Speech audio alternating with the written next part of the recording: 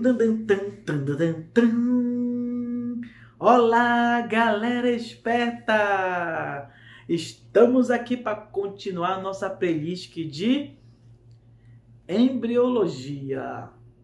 Espero que você esteja gostando. Primeiramente, não se esqueça de dar seu like. Se você for novo aqui, se inscreva no nosso canal, que nós já estamos passando dos 1000 inscritos. E a minha gratidão do Carvalhão para você, porque essas videoagens são feitas para você aí afora, tá beleza? Então põe sangue nesse olho e vamos agora de gastrulação.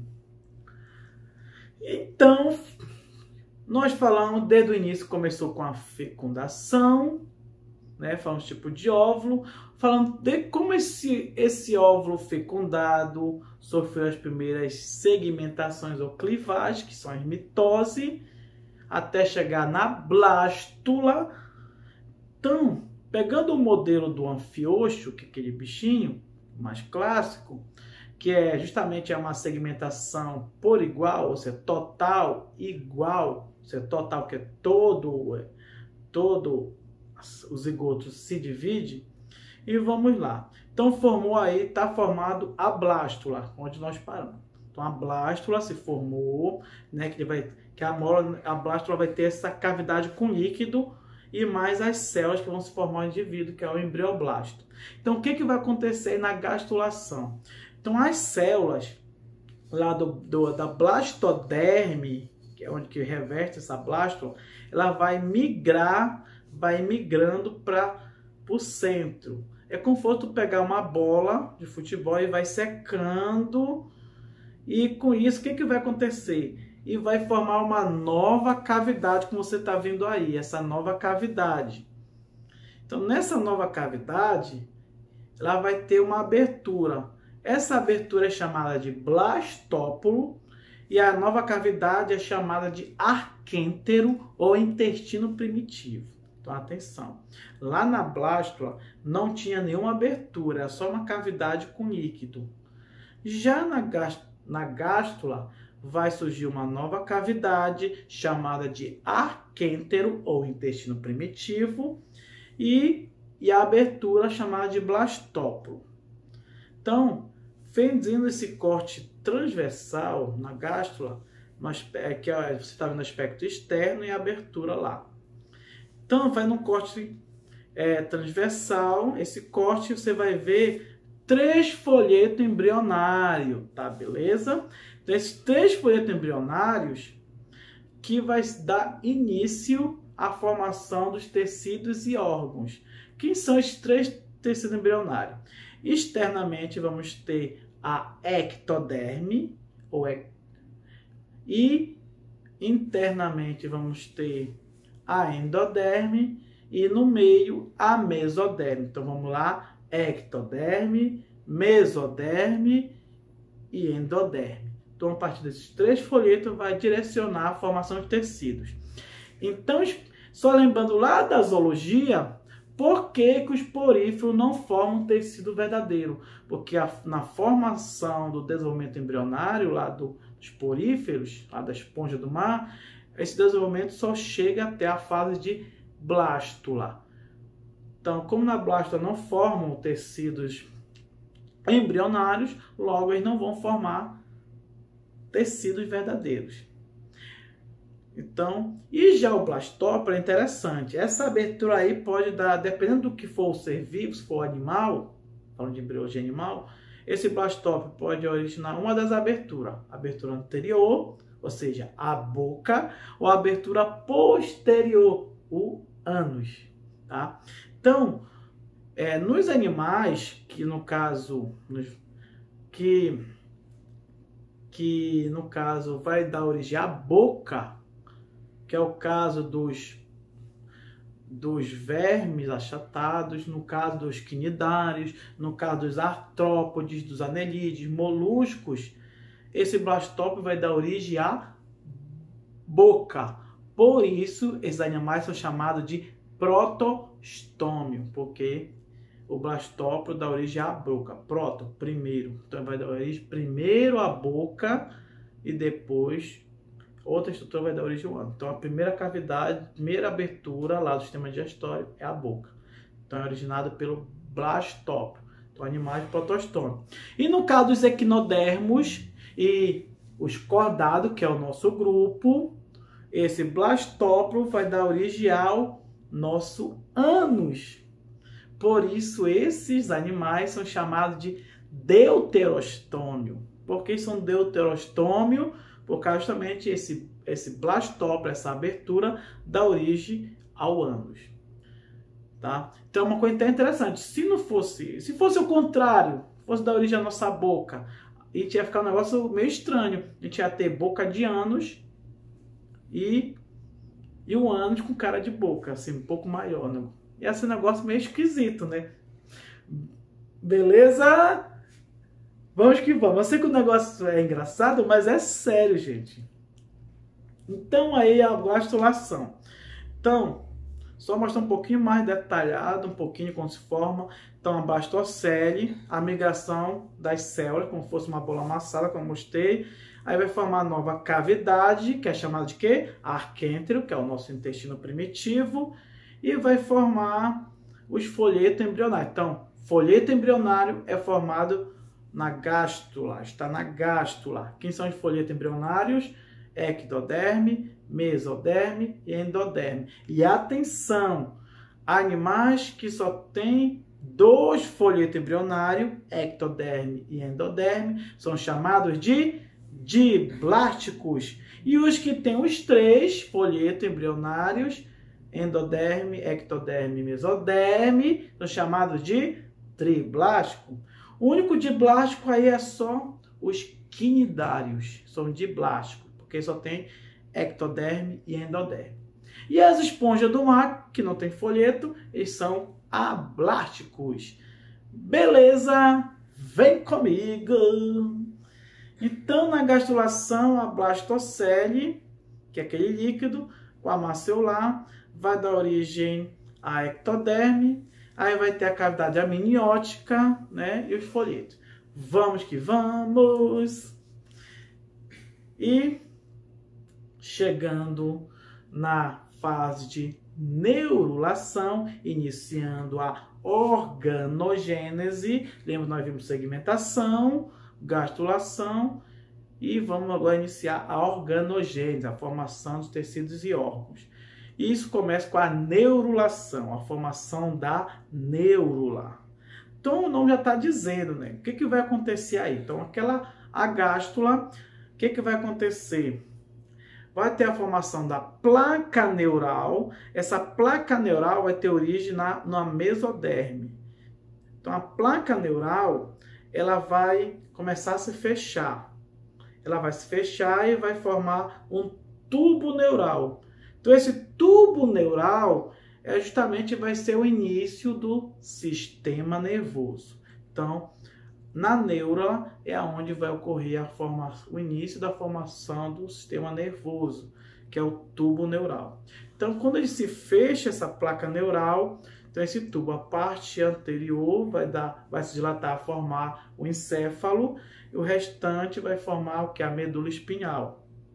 Tanto que tiver uma malformação, falta de vitamina, que é o ácido fólico, na gestante, essa placa neural pode não se fechar, dependendo do não fechamento, o bebê pode ter espinha bífida, que é a espinha para fora, a medula espinhal para fora, ou ele pode ter anencefalia. Então, esse aí formou o tubo neural. E logo em seguida, tem a formação vai ter a formação da notocorda. Então, a notocorda, logo próximo lá do tubo neural, essa notocorda aí, por isso, só vai estar presente nos cordados. Então, por que são classificados no grupo cordado? É por causa dessa estrutura lá na neurula, chamada de notocorda. O que é essa notocorda? Essa notocorda, no caso dos protocordados, ela pode permanecer por toda a vida ou pode ficar até na fase de larva. No caso dos vertebrados, essa notocorda vai desaparecer e vai dar lugar à coluna vertebral. Então, atenção, no vertebrado, a notocorda ela vai ser substituída pela coluna vertebral. Tá? E vai depois do tubo neural e da notocorda, vai surgir o celoma. O celoma é uma cavidade onde vai surgir os órgãos. Então, animais que não têm celoma, acelomado. O caso das quinidários, dos plateumintos, que é os vermes achatados. E os que têm celoma, celomados. E no caso dos nematódios, eles vão ter um pseudoceloma. O que seria isso? Para ser um celoma verdadeiro, ele tem que ser revestido totalmente pela mesoderme. Agora, o celoma falso ele vai ser revestido parcialmente pela mesoderme. É como se fosse por fora, ele vai ser revestido pela mesoderme e por dentro endoderme. Tá, beleza? E essa questão do celoma. Celoma é origem, ser verdadeiro, é mesoderme. E o tubo neural é origem ectodérmica. Então, por isso que o sistema nervoso, quem dá origem a ele é justamente a ectoderme. Aí vamos ter os somitos e tudo mais. Então, isso aqui é a neuro. Então, na neuro vai ter a formação do tubo neural, notocorda, celoma. Tudo beleza? Vem comigo! Então, essa foi a fase de neuro. Aí, vamos passar vendo uma visão geral, porque a gente viu toda a visão no anfioxo. Agora, na espécie humana, todas essas etapas ocorrendo dentro da mulher, quando ocorreu lá o parceiro depositou os espermatozoides. Então, essa fecundação ocorreu lá na tuba uterina, onde o óvulo estava esperando, quando a mulher ovulou, ficou lá na tuba uterina. Então, esse óvulo, que fecundar, chamado de zigoto, vai ter a primeira mitose, vai ser mitose na tuba uterina, até chegar na mórula, com 64 células. E com 4 dias, ele vai chegar ao útero. Então, o embrião vai chegar ao útero na fase de mórula. Tá, beleza? Vem comigo. Então, as células da mórula, elas são consideradas de totipotente. Então, a mórula é rica em células-tronco. Atenção que isso aqui cai no Enem. Então, as células-tronco lá da mórula são totipotentes. O que isso quer dizer? Que essas células-tronco lá da mórula, elas podem dar origem a qualquer tecido do nosso corpo, mais os anexos embrionários. Tá, beleza? Então, elas são muito importantes, principalmente na terapia com células-tronco, para ser a cura de diversas doenças lá na biotecnologia. Então, ela é totipotente, porque ela dá origem a qualquer célula do nosso corpo, mais anexo embrionário. Tá, beleza? Vem comigo. E a mórula continua se dividindo, né, como nós vimos. Aí vai formar aquela cavidade com líquido abastocele e formou o embrioblasto, como nós falamos. Nesse embrioblasto, vai ter as células-tronco pluripotente ou embrionárias. Células-tronco, tem as células-tronco embrionárias totipotente e tem as células-tronco embrionária pluripotente. Qual é a diferença delas para totipotente? As pluripotentes, elas vão dar origem a qualquer célula do nosso corpo, ou seja, qualquer tecido, menos anexo embrionário. Pluripotente. Totipotente, qualquer célula do nosso corpo, mais anexo embrionário. Tá, beleza? Vem comigo. Quais são as características principais das células-tronco embrionárias? Elas são indiferenciadas, ou seja, pluripotente, não apresentam uma função específica no organismo, só depois que elas vão se diferenciar na célula específica, e possuem potencial para originar qualquer um dos 220 tipos de células do nosso corpo humano. Beleza? Vem comigo! E na fase de blástula é que o embrião vai se fixar no útero da mulher. Então, essa fixação do embrião ao útero é chamada de nidação. Isso vai acontecer por volta de 7 dias, tá? Então, 7 dias após a fecundação. É a partir daí que vai começar a se formar o tecido da placenta, que é um tecido misto da mãe e do embrião, a placenta, e a partir da placenta que vai ser produzido o hormônio da gravidez, a gonadotrofina coriônica, ou HCG, que é detectada no sangue e na urina. Aí, papai vem beber, vão comigo, é até bacana isso aí. Então, as células-tronco funcionam assim, olha, como eu falei, as células-tronco em cultivo delas.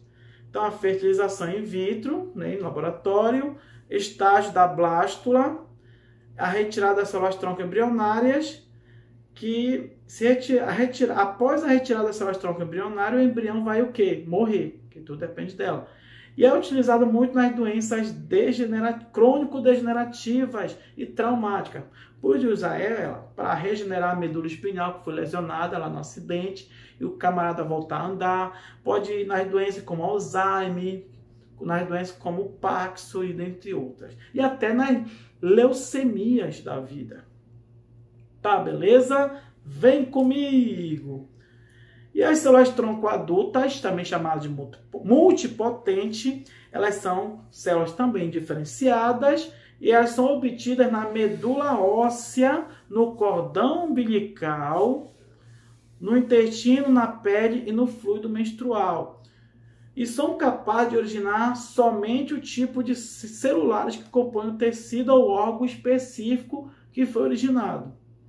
Então, por exemplo, medula óssea, que é o nosso tutano, vai dar origem às células sanguíneas. E vamos ter as células do cordão umbilical, células do intestino. Então, todas elas são células multipotentes. Por isso que as nossas células da pele também estão em constante renovação. Isso é muito importante. O cordão umbilical é trivial, né? Se tiver banco de cordão umbilical para guardar para tratamento de várias doenças, como a leucemia mieloide, linfóides, né? Tudo beleza? Vem comigo! Aí saindo da blástula para gastro, né? Aí nós vimos aí todo esse esqueminha, como aconteceu, né? Na blástula, nós vimos que o embrião vai migrando para o centro, formando uma nova cavidade, que essa nova cavidade que é o arquêntero, com uma abertura chamada de blastóporo. E o que vai, além do blastóporo e do arquêntero, vai surgir os 3 folhetos embrionários: ectoderme, mesoderme e endoderme, tá? Como eu falei, animais que o blastóporo dá origem à boca são chamados de protostômio. E nos animais que são deuterostômio, o blastóporo dá origem ao ânus, que é o nosso caso. Beleza? Vem comigo! Aí, nessa revisão, no tubo da gástrula para a neurula, na neurula vai surgir o tubo neural, que ele é oriundo da ectoderme, que vai formar o sistema nervoso, o celoma, que é uma cavidade totalmente revestida pela mesoderme, e a notocorda, que é um bastão, né, como eu falei, rígido, que sustenta o corpo do embrião, que no invertebrado é substituído pela coluna vertebral. Vem comigo! Então, na organogênese, a partir do celoma, lembra, triblástico e acelomado, é o arquêntero, mesoderme e endoderme. E aqui os triblásticos, pseudocelomado, onde o celoma é revestido parcialmente pela mesoderme, e os triblásticos celomados, que vai ter os 3 folhetos. Então, nesses animais apresentam os celomas, são chamados celomados, e os que não apresentam, acelomados. Tá, beleza? Vem comigo! E esses folhetos embrionários, quem são eles na organogênese? Ectoderme dá origem à epiderme, né? E os anexos da epiderme, com pelo, unhas e tudo mais. E as estruturas do sistema nervoso. A mesoderme dá origem à nossa derme, aos músculos, à cartilagem, aos ossos, os tecidos linfáticos e os órgãos do sistema urinário e genital. Genital é do sistema reprodutor. E a endoderme, os epitélio de revestimento do trato digestório, também vai originar o fígado e pâncreas e o sistema respiratório. Beleza? Até aqui foi a nossa aula de hoje, onde nós falamos sobre gastrulação e neurulação. Espero que vocês gostaram. Vamos continuar essa aula na próxima e sempre é feito com muito coração para você, tá? Dê seu like, coloque seu comentário. Para você, um Cezano Carvalhão e um beijo no seu coração.